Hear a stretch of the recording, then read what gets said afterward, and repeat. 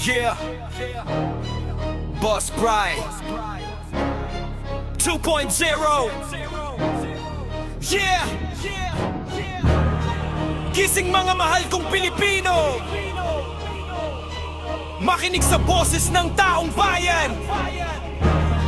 Let's go! Hindi para sa kulay, hindi para sa pangalan, hindi para sa kampo na laging pinagtatalunan. May karapatan tayo magsalita at magtanong. Pag may mali sa sistema, bakit tayo tatahimik ngayon? Hindi para kay Duterte, hindi para kay Marcos, hindi para sa kahit sino na nasa mataas na pwesto, hindi para kay Robredo, para sa bayan na naghahanap ng totoo.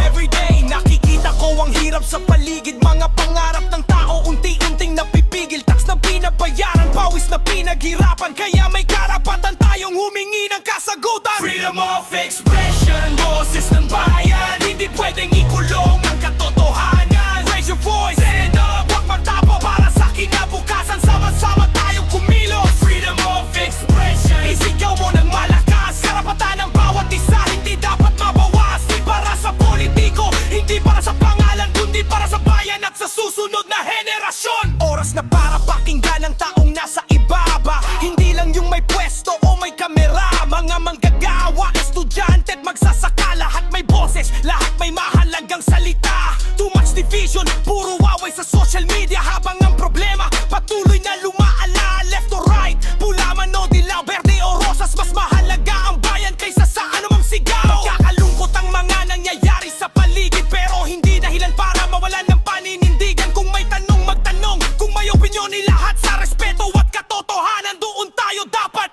Freedom of expression, boses ng bayan, hindi pwedeng ikulong ang katotohanan. Raise your voice, stand up, huwag matako para sa kinabukasan. Sama-sama tayong kumilos. Freedom of expression, isigaw mo ng malakas, karapatan ng bawat isa hindi dapat mabawas. Hindi para sa politiko, hindi para sa pangalan, kundi para sa bayan at sa susunod na henerasyon. Yeah, gising mga mahal kong Pilipino.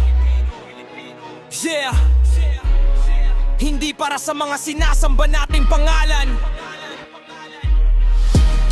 kundi para sa bayan na may karapatang malaman.